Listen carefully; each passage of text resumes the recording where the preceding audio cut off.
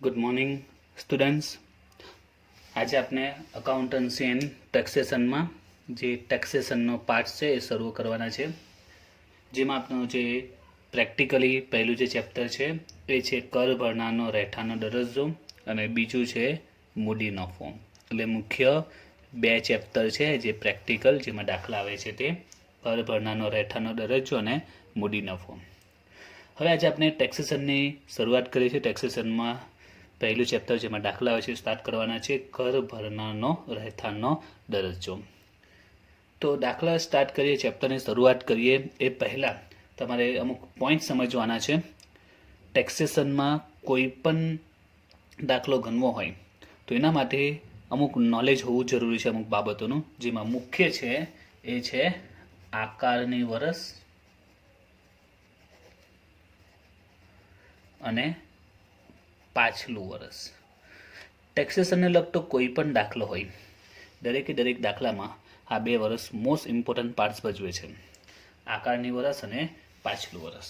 તો પહેલાં તમને આ બે વર્ષ વિશે નોલેજ હોવું જોઈએ કે આકારની વર્ષ એટલે શું અને પાછલું વર્ષ એટલે શું. તો વર્ષ આપણે કઈ રીતે આવે આપણે દરેક જણને ખબર જ છે.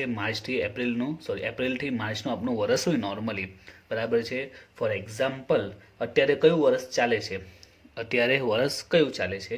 તો અત્યારે 2020 ચાલે છે. તો 1/4 પહેલી એપ્રિલે સ્ટાર્ટ થયો હશે, 1/4/20થી, અને એ ક્યારે પૂરું થશે?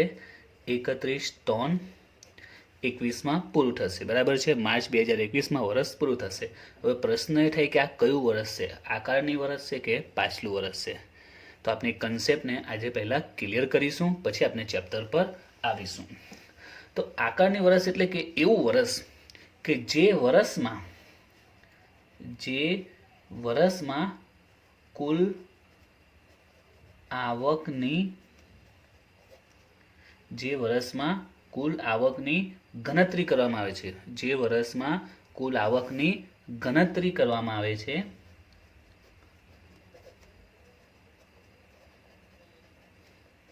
છે તેને કયું વર્ષ કહેવાય છે? તેને આકારની વર્ષ કહેવાય છે. જે વર્ષમાં કુલ આવકની ગણતરી કરવામાં આવે છે એને કયું વર્ષ કહેવાય છે? આકારની વર્ષ. હવે પાછલું વર્ષ કોને કહેવાય? તો જે વર્ષની કુલ આવકની ગણતરી કરવામાં આવે છે તેને પાછલું વર્ષ કહેવાય છે. તો બંને વ્યાખ્યા સેમ જ છે, થોડો એક શબ્દનો ફરક છે, થોડોની એક જ શબ્દનો ફરક છે.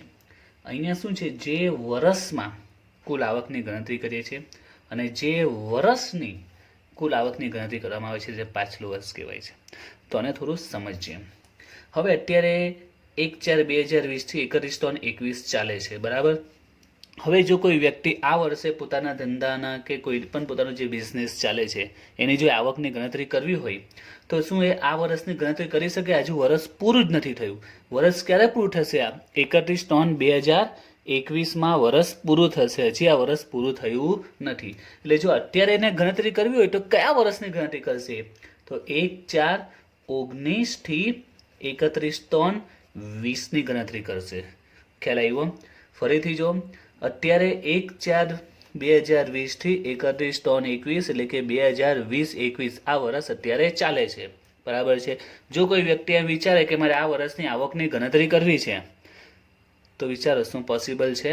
હજી આ વર્ષ પૂરું જ થયું નથી, તો આ વર્ષની ગણતરી કરવી કઈ રીતે? બરાબર છે. 2020માં એપ્રિલ મહિનાથી લઈને 2021ના માર્ચ મહિના સુધી જેટલી પણ આવક થઈ હોય બધી આવકનું આપણે ટોટલ કરી એટલે કુલ આવક મળી જાય. પણ હજી અત્યાર સુધી 2021 તો શરૂ જ નથી થયું, માર્ચ મહિનો તો આવ્યો જ નથી, તો આ વર્ષની આપણે આવકની ગણતરી કરી શકીએ નહીં. તો આપણે કયા વર્ષની આવકની ગણતરી કરી શકીએ? તો આપણે 1/4/19થી 31/3/20 વર્ષની આવકની ગણતરી કરી શકીએ છીએ, બરાબર છે. વર્ષ તો એપ્રિલથી માર્ચમાં જ આવે. તો હવે વિચારો, 1/4/20માં તમે આવકની ગણતરી કરો છો, 2020-21માં તમે શું કરો છો? આ વર્ષમાં આવકની ગણતરી કરો છો. કયા વર્ષની આવકની ગણતરી કરશો? 1/4/19-21-20ના વર્ષની આવકની ગણતરી કરશો. તો જો આ વર્ષમાં તમે આવકની ગણતરી કરશો, 2020-21માં વર્ષમાં આવકની ગણતરી કરશો, તો આ કયું વર્ષ થયું? આકરની વર્ષ. હવે તમે કોની ગણતરી કરશો? 1/4/19-21-20ના વર્ષની આવકની ગણતરી કરવાના છે અહીંયા આગળ. કોની આવકની? આ પાછલા વર્ષની. આમ જ વિચારો, તમે પાછલા વર્ષની આવકની ગણતરી કરશો. તો આ જે 2019-20 છે એ કયું વર્ષ થયું? પાછલું વર્ષ. સિમ્પલ. કોઈ પણ વ્યક્તિ જે અત્યારે વર્ષ ચાલુ હોય એ વર્ષની આવકની ગણતરી કરી શકે નહીં, કારણ કે વર્ષ પૂરું થાય પછી તો એની ગણતરી થાય. એટલે અત્યારે જો ગણતરી કરવી હોય તો એ કોની ગણતરી કરશે? પાછલા વર્ષ, એટલે 1/4/19-21-20ની. ખ્યાલ આવ્યો? તો આપણે પરીક્ષામાં આકારની વર્ષ, પાછલું વર્ષ કંઈ શોધવાનું નથી, તો આપી દીધેલું હશે, બરાબર છે. પણ એનું નોલેજ હોવું જ જરૂરી છે કે આકારની વર્ષ કયું અને પાછલું વર્ષ કયું, બરાબર. તો જે વર્ષમાં આપણે આવક ગણતા હોઈએ છીએ એ શું કહેવાય? આકરની વર્ષ. અને જે વર્ષની આવકની ગણતરી કરતા હોય તેને કયું કહેવાય? પાછલું વર્ષ. ખ્યાલ આવ્યો? આના માટે એક બીજું એક્ઝામ્પલ લો, એટલે તમને હજી વધારે ખ્યાલ આવે. માની લો કે તમે આજે ટ્રીપ પર ગયા છો, ફરવા ગયા છો. 10 તારીખે તમે ફરવા ગયા, કશે ફરવા ગયા 10 તારીખે. આખો દિવસ 10થી લઈને 12 તારીખ સુધી તમે ફર્યા. 12 તારીખે રાત્રે ઘરે આવી ગયા. હવે 13 તારીખે તમે હિસાબ કરો છો કેટલો ખર્ચો થયો. તો આ 13 તારીખે કયું વર્ષ કહેવાય? આકરની વર્ષ. કારણ કે આ તારીખે તમે હિસાબ કરો છો. કોનો હિસાબ કરશો? 10થી 12 તારીખે જે ખર્ચો થયો હતો તેને શું કહેવાય? પાછલું વર્ષ. ખબર પડી? આકરની ને પાછલું. એટલે તમે 13 તારીખે તો કંઈ ખર્ચો કર્યો ને, તમે 13 તારીખે એ હિસાબ કરો છો કે પાછલી તારીખે, પાછલી 2-3 દિવસમાં કેટલો ખર્ચો થયો, તમે એની ગણતરી કરો છો. તો એ જ રીતે અહીંયા વિચારવાનું છે કે તમે 1/4/20-21 તો પૂરું થયું નથી, તો આ વર્ષમાં તમે પાછલા વર્ષની ગણતરી કરવાના છે. તો આ કયું કહેવાય? પાછલું વર્ષ. અને આ કયું કહેવાય? 2020-21 એ આકરની વર્ષ. ખ્યાલ આવ્યો? આકરની વર્ષ અને પાછલું વર્ષ. હવે આપણે ચેપ્ટર પર આવીએ. આપણું જે ચેપ્ટર છે કર ભરનારના રહેઠાણનો દરજ્જો. હવે કર ભરનાર એટલે જે કરદાતા, જે ટેક્સ ભરે છે તે, બરાબર છે, એને કરદાતા કહેવાય છે. એસએસસી ઇંગ્લિશમાં કહેવાય છે. હા, આકરની વર્ષ ને પાછલા વર્ષનું પણ ઇંગ્લિશ યાદ રાખજો. આકરની વર્ષને કહેવાય છે એસેસમેન્ટ યર, શોર્ટમાં કહેવાય છે AY. શોર્ટમાં યાદ રાખજો, AY. અને પાછલા વર્ષને પ્રીવિયસ યર એટલે કે PY. Assessment year and previous year. Assessment year, previous year, AY and PY. અને કર ભરનાર એટલે કે એસએસસી, જે ટેક્સ ભરે છે તે કરદાતા, તો એના રહેઠાણનો દરજ્જો નક્કી કરવો. એટલે શું છે તે સમજીએ. પહેલાં આજે આપણે ચેપ્ટરનો કન્સેપ્ટ ક્લિયર કરવાનો છે. એક પોઈન્ટ યાદ રાખજો, ટેક્સેશન એમાં જેટલા પણ રૂલ્સ છે, નિયમો છે, એના પર બેઝ છે. તમારો જેટલો કન્સેપ્ટ નિયમોનો અને થિયરીનો ક્લિયર હશે ને, દાખલા એટલા જ ઇઝી છે. તમને જો કન્સેપ્ટ ક્લિયર હશે ને તો તમારું જે 2 કલાકનું પેપર તમે 1.5 કલાકમાં પણ સોલ્વ કરી શકો છો. તમને ફક્ત કન્સેપ્ટ ક્લિયર હોય છે. દાખલા ખૂબ જ નાના હોય છે, એટલા મોટા આવતા જ નથી. હા, મોટા પોઈન્ટ પણ આવતા હોય છે, એમાં મોટી ગણતરી પણ કરવાની આવતી હોય છે. પણ જો તમને માઇન્ડમાં પોઈન્ટ્સ ક્લિયર હશે અને થિયરી કન્સેપ્ટ ક્લિયર હશે તો ટેક્સેશન ખૂબ જ ઇઝી છે. અને ટેક્સેશન અમુકને અઘરું પણ લાગે છે, કારણ કે એને થિયરી પોઈન્ટ ક્લિયર નથી હોતો. થિયરીનો કન્સેપ્ટ ક્લિયર હોવો જ જરૂરી છે. તો ટેક્સેશનનું કોઈ પણ ચેપ્ટર બનો, સેમ 3 કે સેમ 4માં કે આગળ પણ સ્ટડીમાં જો ટેક્સેશન આવશે તો એમાં તમને જે એના બેઝિક પોઈન્ટ છે જ્યાં સુધી ક્લિયર નહીં હશે ત્યાં સુધી ટેક્સેશન આવડી શકશે નહીં. એમાં થિયરિકલ પોઈન્ટ તો ખાસ ક્લિયર હોય છે. જે રૂલ્સ છે ટેક્સના અંગેના એ ક્લિયર હોવા જરૂરી છે. તો જો હવે કરદાતાનો રહેઠાણનો દરજ્જો. સૌથી પહેલાં તો આ રહેઠાણનો દરજ્જો શું છે એ પહેલાં તો રહેઠાણનો દરજ્જો નક્કી કરવો આપણો ચેપ્ટર છે. તો જો વ્યક્તિ વર્ષ દરમિયાન અલગ અલગ પ્રકારની આવક થતી હોય છે અને એ આવક પર શું આવે? જુદી જુદી એને આવક મળતી હોય છે. વર્ષ દરમિયાન એને જુદી જુદી આવક મળતી હોય છે. માની લો કે કોઈ વ્યક્તિ ઇન્ડિયામાં રહે છે, બરાબર છે. કોઈ વ્યક્તિ ઇન્ડિયામાં રહે છે, ઇન્ડિયાનો રહેવાસી છે, ભારતીય નાગરિક છે. હવે એની ઇન્ડિયામાં તો એને અલગ અલગ જગ્યા પરથી અલગ જ્યાં પણ એના બિઝનેસ ચાલતો હશે કે બીજા અધર્સ જે પણ એનું કામ હશે ત્યાંથી એને આવક મળે છે. આ ઉપરાંત ફોરેનમાં બીજા કોઈ દેશમાં, જેમ કે અમેરિકા છે, બરાબર છે, અમેરિકા છે, બ્રિટન છે, ઓસ્ટ્રેલિયા, ઇંગ્લેન્ડ, આ બીજા બધા દેશોમાં પણ એની કંપની કે એના બિઝનેસ ચાલે ત્યાંથી પણ એને આવક મળે છે. આ સિવાય પણ એને અલગ અલગ સોર્સમાંથી એને આવક મળે છે.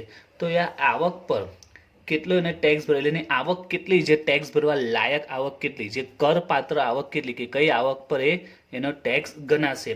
જો એને આપણે આ કરપાત્ર ટેક્સ ભરવા લાયક આવક જો શોધવી હોય એના માટે એનો રહેઠાણનો દરજ્જો ખબર હોવી જોઈએ કે એનો રહેઠાણનો દરજ્જો કયો છે. એના આધારે એની કરપાત્ર આવક, એની કુલ આવક નક્કી થશે. જે આવક પર ટેક્સ ભરવાનો આવશે એ આવક નક્કી કરવા માટે એનો રહેઠાણનો દરજ્જો નક્કી હોવો જોઈએ. એટલે વ્યક્તિને અલગ અલગ સોર્સિસમાંથી આવક મળતી હોય, બરાબર છે, તો એ સિચ્યુએશનમાં એનો આવક રહેઠાણનો દરજ્જો નક્કી હશે. એના આધારે એની કુલ આવક નક્કી થશે, જેના પર એને ટેક્સ ભરવાનો આવશે. એટલે કેટલી આવક પર ટેક્સ ભરવો, વ્યક્તિ વર્ષ દરમિયાન જે પણ આવક મળે તેની કુલ આવક શોધી કેટલી આવક પર ટેક્સ ભરવાનો આવશે એ આવકની ગણતરી કરવા માટે, કુલ આવક શોધવા માટે, એની કુલ આવક કેટલી છે એ નક્કી કરવા માટે એનો રહેઠાણનો દરજ્જો નક્કી હોવો જોઈએ. જો એનો રહેઠાણ દરજ્જો આપણે જોઈશું ટેક્સ શોર્ટમાં કેવું, જો એ બિન રહીશ હોય, નોન રેસિડેન્ટ હોય, તો એને ફક્ત ઇન્ડિયામાં જે આવક મળે છે, બરાબર છે, એના પર ટેક્સ ભરવો પડે. જે બહારથી આવક મળે છે એના પર ટેક્સ કદાચ ભરવાનો ન પણ આવે. એટલે એમાં પણ નિયમ છે, ઇન્ડિયામાં જે આવક મળે પર ટેક્સ લાગશે, જે બહારથી આવક મળે પર ટેક્સ ભરવાનો નહીં આવે. તો આ રીતના પોઈન્ટ છે. એટલે રહેઠાણનો દરજ્જો નક્કી હોવો જરૂરી છે. રહેઠાણના દરજ્જાને આધારે નક્કી થશે એની કુલ આવક, જેના પર એને ટેક્સ ભરવાનો છે. એટલે એના માટે આપણે રહેઠાણનો દરજ્જો શું છે, કેટલા પ્રકારના દરજ્જા આવે છે, કઈ રીતે નક્કી થાય છે, એ આપણા ચેપ્ટરમાં શીખવાના છે. તો જો હવે વ્યક્તિને જે રહેઠાણનો દરજ્જો હોય છે તે મુખ્ય બે પ્રકાર છે. એક છે રહીશ અને એક છે બિનરહીશ. કોઈ પણ વ્યક્તિના રહેઠાણનો દરજ્જો કયો આવી શકે, રહીશ અને બિનરહીશ. રહીશ અને બિનરહીશ બે પ્રકારના દરજ્જા મળી શકે, રહીશ અને બિનરહીશ. આમાં પણ હજી એક પોઈન્ટ આવશે, એ આપણે જોઈશું, નિયમ લખ્યા આવશે. તો એને રહીશનો દરજ્જો ક્યારે મળશે, તો રહીશના દરજ્જા માટેની મૂળભૂત શરત છે, નિયમ છે.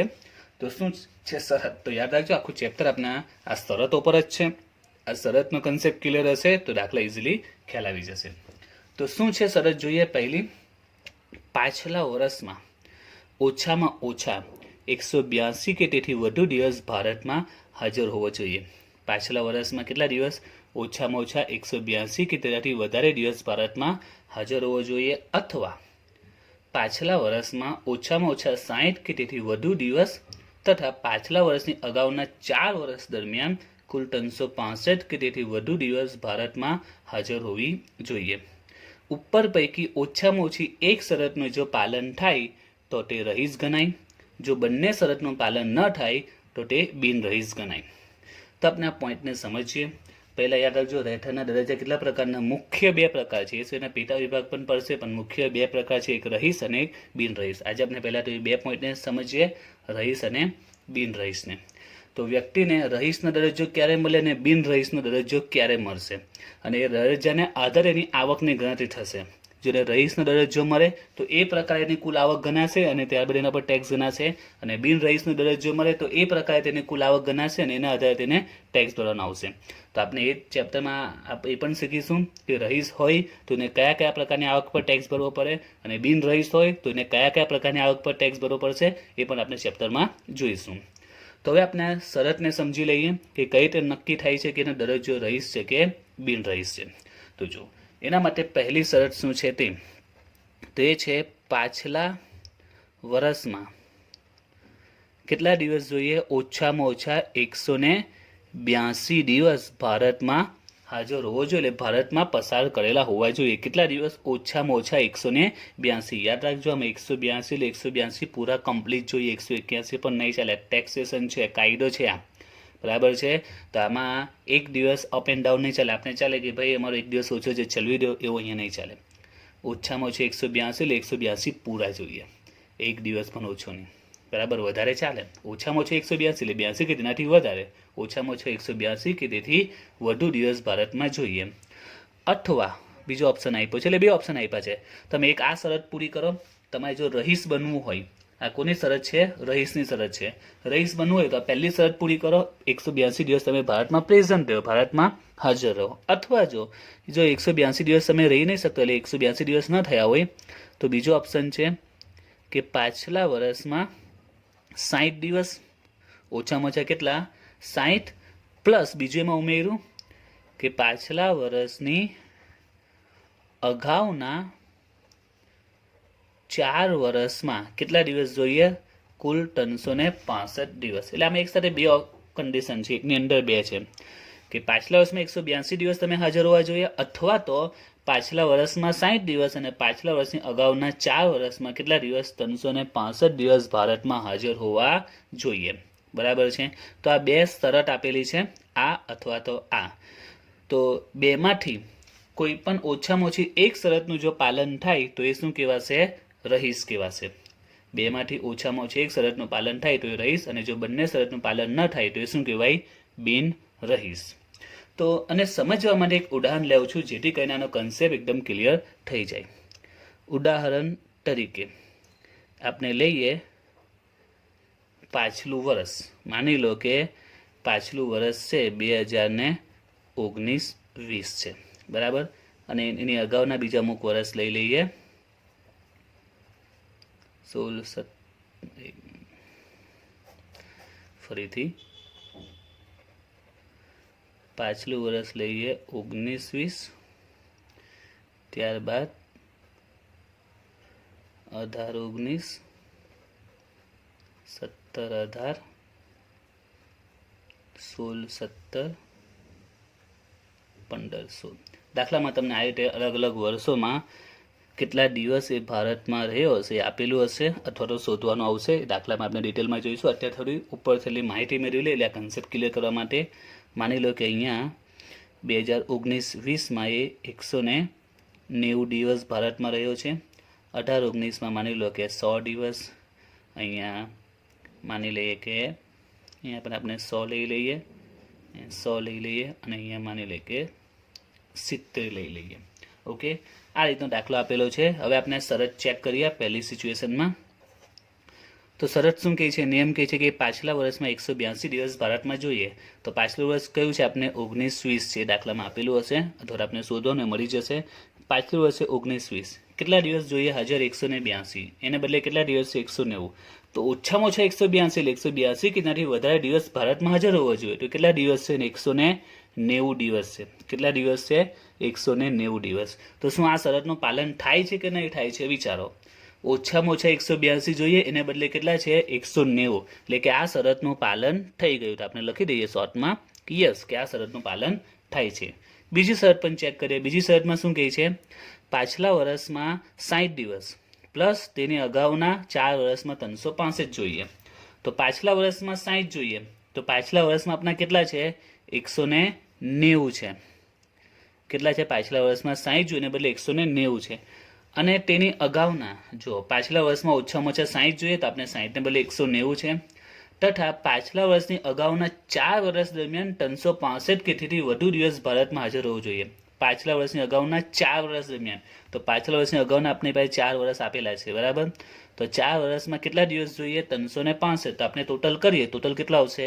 100, 200, 370, 370 થાય છે. તો બોલો આ શરતનું પાલન થયું કે નહીં થયું?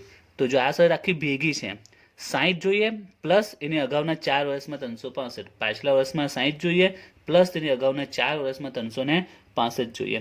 તો આપણા પાછલા વર્ષમાં 60ને બદલે 190 છે, એટલે એ તો પાલન થઈ ગયું. સાથે સાથે તેની અગાઉના 4 વર્ષમાં 365 એ પણ પૂરા થઈ ગયું. તો બોલો આ શરતનું પાલન થયું? તો આનું પણ પાલન થાય છે. તો બંને શરતનું પાલન થઈ ગયું છે, બરાબર છે. આમાં કઈ શરતનું? બંને શરતનું પાલન થયું છે. તો સવાલ એ છે, શું એ રહીશ કહેવાશે કે બિન રહીશ કહેવાશે? તો નિયમ શું છે? ઓછામાં ઓછી એક શરતનું પાલન થાય. અહીંયા તો બંને શરતનું પાલન થયું છે, તો એ શું કહેવાશે? રે એકનું પાલન થવું જ જોઈએ. બેમાંથી એકનું પાલન થવું જોઈએ, બંનેનું પાલન કર્યું છે, એટલે આ અહીંયા શું કહેવાશે? રહીશ કહેવાશે, બરાબર. બિન રહીશ યાદ રાખજો. બિન રહીશ ક્યારે કહેવાય? બંને શરતનું પાલન ન થાય. શોર્ટમાં બંને શરતનું પાલન ન થાય તો એ બિન રહીશ. આમાં તો બંનેનું પાલન થયું છે. બંનેનું પાલન ન થાય તો તે બિન રહીશ કહેવાય. બંનેનું પાલન ન થાય તો. આ તો બંને શરત પૂરી કરે છે, એટલે આ તો રહીશ બનશે. બીજી સિચ્યુએશન લઈએ. હવે અહીંયા દિવસો હું બદલી કરું છું, બરાબર છે. 190 ને બદલે માની લો કે બીજી સિચ્યુએશન લઉં છું. 190 દિવસોને બદલે માની લો કે તે 100 દિવસ હાજર છે. 190 ને બદલે કેટલા દિવસ હાજર છે? 100. ને બાકીનું એમને એમ જ છે. તો હવે આપણે શરતો ચેક કરીએ તો આ સિચ્યુએશનમાં શું જવાબ આવશે તો જુઓ પાછલા વર્ષમાં 182 જોઈએ તો આપણે પાછલા વર્ષમાં કેટલા છે 100 જ છે જોઈએ જ કેટલા 182 છે કેટલા 100 તો શું આ શરતનું પાલન થયું તો નથી થયું 182 જોઈએ ને 100 દિવસ જ છે એટલે આ શરતનું પાલન થતું નથી તો બીજી શરત જોઈએ કે પાછલા વર્ષમાં 60 અને તેની અગાઉના 4 વર્ષમાં 365 પાછલા વર્ષમાં 60 અને તેની અગાઉના 4 વર્ષમાં 365 તો પાછલા વર્ષમાં તો કેટલા છે આપણા 100 દિવસ છે જ અને તેની અગાઉના 4 વર્ષમાં 365 તો એની અગાઉના 4 વર્ષ આ છે તો એમાં કેટલા થાય છે આપણા 100 200 370 તો આ શરતોનું પાલન થઈ ગયું ને 60 ની સામે 100 છે અને 365 ની જગ્યાએ 370 છે તો અહીંયા આ શરતનું પાલન થઈ ગયું છે હવે બોલો કયો દરજ્જો કહેવાશે રહીશ કે બિન રહીશ તો જો બંને શરતનું પાલન ન થાય તો બિન રહીશ આમાં તો એકનું પાલન થયું ને નિયમ જ કહે છે કે ઓછામાં ઓછા એકનું પાલન થવું જોઈએ તો એકનું પાલન થયું ભલે અહીંયા ન આવ્યું અહીંયા તો યસ આવ્યું ને તો અહીંયા પણ એ શું કહેવાશે રહીશ કહેવાશે હવે જોઈએ આગળ ત્રીજી કન્ડિશન વિચારીએ આપણે ત્રીજી સિચ્યુએશન કે પાછલા વર્ષમાં 190 છે અહીંયા 100 છે અહીંયા 100 છે અહીંયા 100 છે અને અહીંયા માની લો કે 50 છે હવે ચેક કરીએ આપણે કન્ડિશન પાછલા વર્ષમાં 182 તો પાછલા વર્ષમાં આપણા કેટલા છે 190 છે અહીંયા 190 છે એટલે આનું તો પાલન થઈ ગયું હવે જો પાછલા વર્ષમાં 60 તો પાછલા વર્ષમાં તો 190 છે પ્લસ તેની અગાઉના 4 વર્ષમાં 365 તો પાછલા વર્ષની અગાઉના 4 વર્ષ આ છે એની અગાઉના 4 વર્ષ આ એટલે એની પાછલા જે 4 વર્ષ છે તે તો એમાં કેટલા જોઈએ 365 ને આપણા છે કેટલા 100 200 350 350 છે જો આ શરત આખી ભેગી છે કે પાછલા વર્ષમાં 60 જોઈએ અને તથા તેની અગાઉના 4 વર્ષમાં 365 60 તો મળી જાય છે ને તો વધારે છે જ પણ 365 થતા નથી એને બદલે કેટલા થાય છે ફક્ત 350 જ થાય છે તો આનું પાલન થયું નથી નો તો હવે બોલો રહીશ કહેવાશે કે બિન રહીશ તો એક શરતનું પાલન થયું ને એકમાં તો યસ આવ્યું ને તો અહીંયા શું કહેવાશે રહીશ કહેવાશે કારણ કે રહીશમાં કીધું છે ઓછામાં ઓછું એક શરતનું પાલન થવું જોઈએ તો અહીંયા જો એકનું પાલન થયું અહીંયા યસ આવ્યું એકનું પાલન થયું અહીંયા તો બંનેમાં પાલન થયું છે એટલે આમાં રહીશ બન્યું ઓકે હવે એક ચોથી સિચ્યુએશન લઈએ આપણે પાછલા વર્ષમાં માની લો કે 50 અહીંયા 100 100 100 ને 70 હવે જોઈએ આ કન્ડિશન તો પાછલા વર્ષમાં 182 જોઈએ તો 182 ની જગ્યા પર કેટલા છે ફક્ત 50 જ દિવસ છે તો આ શરતનું પાલન થાય છે નો પાલન નથી થતું અથવા પાછલા વર્ષમાં 60 તો પાછલા વર્ષમાં 60 જોઈએ તો 60 ને બદલે ફક્ત 50 જ છે અને પાછલા વર્ષની અગાઉના 4 વર્ષમાં 365 તો પાછલા વર્ષની અગાઉના 4 વર્ષમાં કેટલા છે 370 છે તો 365 ની સામે 370 છે પરંતુ 60 દિવસ તો નથી જ ને એટલે આ શરતનું પણ પાલન થયું નથી યાદ રાખજો આ કન્ડિશન ભેગી છે અહીંયા 60 પણ જોઈએ 60 કે ત્યાંથી વધારે પ્લસ 365 બંને હોય ને તો જ યસ મળે જેમ કે આમાં જો 60 ને બદલે 190 ને 365 ને 370 એટલે આમાં યસ આવ્યું 60 ને બદલે 100 આવ્યા એટલે વધારે છે 365 ના 370 એટલે પણ યસ છે હવે જો આમાં 60 ના વધારે છે 190 પણ 365 નહીં થતા ફક્ત 350 એટલે નો આવ્યું જ્યારે આમાં 365 તો પૂરા થઈ જાય છે પણ 60 ને બદલે 50 છે એટલે આમાં નો આવ્યું એટલે આ બંને શરત એક ભેગી છે હવે બોલ આમાં કયો દરજ્જો મળશે ને રહીશ કે બિન રહીશ તો આમાં બંનેમાં નો આવ્યું છે એટલે આ શું બની જશે અહીંયા બિન રહીશ ખ્યાલ આવી ગયો રહીશ અને બિન રહીશની શરત તો એકદમ સિમ્પલ છે કે વ્યક્તિ રહીશ છે કે બિન રહીશ કઈ રીતે નક્કી થશે તો એના માટે આ બે શરત હવે યાદ રહી જઈ ગઈ હશે ઓલમોસ્ટ બધા વિદ્યાર્થીઓને તો સિમ્પલ જ છે પહેલી શરત શું છે પાછલા વર્ષમાં 182 કે એનાથી વધારે દિવસ ભારતમાં હાજર હોવો જોઈએ અથવા પાછલા વર્ષમાં ઓછામાં ઓછા 60 દિવસ અને તેની અગાઉના પાછલા વર્ષની અગાઉના 4 વર્ષમાં 365 કે તેથી વધારે દિવસ ભારતમાં હાજર હોવો જોઈએ તો આ બેમાંથી કોઈ પણ એક શરતનું પાલન થાય તો એ રહીશ અને જો બંને શરતનું પાલન ન થાય તો બિન રહીશ એના માટે આ કોષ્ટક બને એટલે ખબર પડી જશે ઉદાહરણથી સમજાયું છે જો બંનેનું પાલન થાય એટલે બંનેમાં યસ યસ આવે તો એ રહીશ કહેવાશે પહેલામાં યસ આવે બીજામાં નો આવે તો પણ રહીશ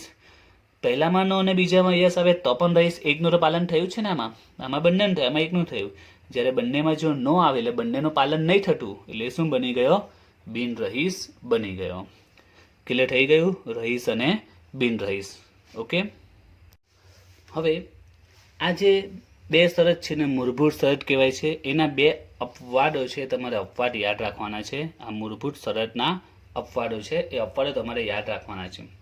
અપવાદ શું છે તે તો પહેલો પોઈન્ટ કે આ જે અપવાદો છે એ આપણે જે દાખલા ગણીશું એમાં બહુ રેલી કેસમાં આવશે, પરંતુ તમને જે MCQની ટેસ્ટ જે લેવાય અથવા તો જે શોર્ટ ક્વેશ્ચન આવે એમાં તમને કામ પડી શકે છે.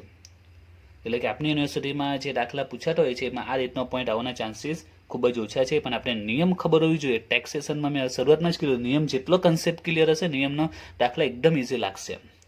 તો મૂળભૂત શરતના અપવાદો છે. મૂળભૂત શરતમાં પણ જે બીજી શરત છે એનો એક અપવાદ છે. જુઓ, નીચે જણાવેલી પરિસ્થિતિમાં મૂળભૂત શરત પૈકી બીજી શરતમાં 60ને બદલે 182 દિવસ રહેવાશે. આ જે મૂળભૂત શરત છે એમાં જે બીજી શરત છે એમાં 60ને બદલે કેટલા દિવસ ધ્યાનમાં લેવાશે? 182 દિવસ નીચે જણાવેલી પરિસ્થિતિમાં. એટલે જો દાખલાની રકમમાં આ રીતની પરિસ્થિતિ તમને આપેલી હોય તો તમે જ્યારે આ શરત લખો તો પહેલામાં તો 182 કન્ફર્મ લેવાના જ છે, જ્યારે બીજામાં પણ કેટલા લેવાના? અહીંયા 60ને બદલે 182 જ લેવાના. ખ્યાલ આવ્યો? 60ને બદલે 182 તમારે ધ્યાનમાં લેવાના છે. બરાબર છે? તો જો કયા એના અપવાદો કયા છે તે કે ક્યારે તમારે આમાં ચેન્જીસ થઈ જશે? 60ને બદલે 182 ધ્યાનમાં લેવાશે. 60ને બદલે 182. તો એનો પહેલો પોઈન્ટ છે ભારતીય નાગરિક કે જે પાછલા વર્ષમાં નોકરી કરવા માટે પરદેશ જાય. ભારતનો નાગરિક હોય, બરાબર છે, ઇન્ડિયન સિટીઝન હોય, જે નોકરી કરવા માટે પરદેશમાં ગયો. ક્યારે? પાછલા વર્ષમાં. બધું પાછલા વર્ષનું જ છે. આ નિયમ કેમાં છે? બધું પાછલા વર્ષમાં જ આવશે. પાછલા વર્ષમાં એ નોકરી કરવા માટે પરદેશ જાય છે. ઇન્ડિયન જ છે પણ નોકરી માટે પાછલા વર્ષમાં એ પરદેશ ગયો હોય. ક્યારે? ફક્ત પાછલા વર્ષમાં. 10-15 વર્ષ પહેલાં ગયો તો નહીં જોવાય, પાછલા વર્ષમાં ગયો હોવો જોઈએ. એ દાખલામાં કહ્યું જ હશે કે પાછલા વર્ષમાં ગયો છે, ક્યારે ગયો છે. બીજું, ભારતીય વાહન પર કામ કરનાર ભારતીય નાગરિક પાછલા વર્ષ દરમિયાન ભારત છોડીને જાય. એટલે ભારતીય વાહન એટલે શિપમાં જે કામ કરતો હોય છે તે, બરાબર છે, ક્રૂઝમાં, શિપમાં જે દરિયામાં જતી હોય છે એના પર કામ કરતો હોય તો એ તો દેશ બહાર પણ જતી હોય છે. તો પાછલા વર્ષમાં એ ભારત છોડી ભારતની સીમામાંથી બહાર નીકળી ગયો હોય એવો ભારતીય નાગરિક. એટલે પહેલા જેવો જ પોઈન્ટ કહેવાય. એ નોકરી માટે જાય છે, પ્લેન દ્વારા જશે તો અહીંયા શિપ મારફતે જશે. ત્રીજો પોઈન્ટ, પરદેશમાં રહેતો ભારતીય નાગરિક પરદેશમાં સેટ થઈ ગયો છે પણ ઇન્ડિયન સિટીઝન જ છે, બરાબર છે. એટલે મૂળ ભારતનો જ રહેવાસી છે, ભારતનો જ નાગરિક છે પણ તે ક્યાં રહે છે? પરદેશમાં રહે છે. અથવા મૂળ ભારતીય વંશજ પાછલા વર્ષ દરમિયાન ભારતની મુલાકાત આવે. હવે મૂળ ભારતીય વંશજ એટલે શું? એટલે એવો વ્યક્તિ કે એ વ્યક્તિ પોતે, જો લખી દઉં, એવો વ્યક્તિ કેના માતા પિતા કે એના માતા પિતાના માતા પિતા એટલે કે એના દાદા દાદી, એટલે મમ્મીના માતા પિતા એટલે નાના નાની કહેવાય, અને એના પિતાના મમ્મી પપ્પા એટલે કે દાદા દાદી. એટલે સિમ્પલ વ્યક્તિ, એના મમ્મી પપ્પા, એના દાદા દાદી, એના નાના નાની, મધર ફાધર, બરાબર છે, એના દાદા દાદી, નાના નાની. આમાંથી જો કોઈ પણ વ્યક્તિનો જન્મ અવિભાજ્ય ભારતમાં થયો હોય.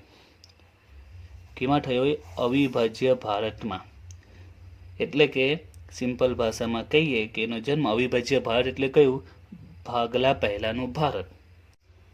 તો અવિભાજ્ય ભારત એટલે એવું ભારત કે આઝાદી પહેલાનું, એટલે કે 1947 પહેલાનું. એટલે કે વ્યક્તિના માતા પિતા, દાદા દાદી કે નાના નાનીનો જન્મ 1947 પહેલાં ભારતમાં થયો હોય, એટલે કે જે અવિભાજ્ય ભારત હતું એમાં થયો હોય તો એને આપણે શું કહીશું? મૂળ ભારતીય વંશજ કહીશું. શું કહીશું? મૂળ ભારતીય વંશજ. ઓકે. તો પરદેશમાં રહેતો એ વ્યક્તિ, બરાબર, એ ભારતનો નાગરિક હોય અથવા તો આ રીતનો મૂળ ભારતીય વંશજ હોય. મૂળ ભારતીય વંશજ, ભારતમાં જન્મ થયો એટલે ભારતીય નાગરિક કહેવાય. પણ આનો જન્મ ધારો કે બહાર થયો છે પણ એના માતા પિતા, દાદા દાદીનો આવી રીતના 1947 પહેલાં જો ભારતમાં જન્મ થયો હોય તો એ શું કહેવાય? મૂળ ભારતીય વંશજ. યાદ રાખજો, ભારતીય નાગરિક કોને કહેવાય? ભારતમાં જન્મે એ ભારતીય નાગરિક. હવે વ્યક્તિનો ધારો કે જન્મ અમેરિકામાં થયો છે પણ એના દાદાનો જન્મ ભારતમાં જ 1947 પહેલાં થયો છે તો આ વ્યક્તિનો જન્મ અમેરિકામાં થયો હોવા છતાં મૂળ ભારતીય વંશજ કહેવાશે, ભારતનો જ વંશ કહેવાશે. બરાબર. તો પરદેશમાં રહેતો એવો વ્યક્તિ જે ભારતનો નાગરિક હોય અથવા તો મૂળ ભારતીય વંશજ હોય એ પાછલા વર્ષ દરમિયાન ભારતની મુલાકાતે આવે તો એવી સિચ્યુએશનમાં પણ એને આ કન્ડિશન પ્રમાણે 60 ને બદલે આપણે કેટલા દિવસો ધ્યાનમાં લઈશું? 182. બરાબર, 60 ને બદલે કેટલા દિવસ ધ્યાનમાં લેવાના? 182. ઓકે, તો ક્લિયર થઈ ગયા. એના અપવાદો યાદ રાખવાના છે. ભારતનો નાગરિક કે જે નોકરી કરવા માટે પરદેશ જાય, બીજામાં પણ એના જેવું છે, વાહન પર કામ કરતો હોય અને એ વાહન પર કામ દરમિયાન ભારત છોડીને લઈ પણ પરદેશમાં જાય, અને ત્રીજામાં ઊંધું છે, પરદેશમાં રહેતો હોય ભારતનો નાગરિક અથવા મૂળ ભારતીય વંશજ જે પાછલા વર્ષમાં ભારતમાં મુલાકાત માટે આવે. ઓકે, તો આ ત્રણમાંથી કોઈ પણ સિચ્યુએશન ક્રિએટ થાય, દાખલામાં આપેલી હશે આ માહિતી, તો આપણે 60 ને બદલે 182 લઈશું, જે બીજી શરત છે તે. તો આપણે રહીશ અને બિન રહીશનો કન્સેપ્ટ અહીંયા ક્લિયર થઈ ગયો હશે. બરાબર છે. હવે હજી આમાં થિયરી પોઈન્ટ બાકી છે. જે રહીશ છે એના બીજા પેટા વિભાગ પડે છે સામાન્ય રહીશ અંગેના, એ આપણે નેક્સ્ટ વિડીયોમાં એ સમજીશું ડિટેલમાં, આ રીતે ઉદાહરણ દ્વારા. એટલે આપણે થિયરી પોઈન્ટ એ કમ્પ્લીટ થશે, ત્યાર પછી આપણે દાખલા સ્ટાર્ટ કરીશું. ઓકે.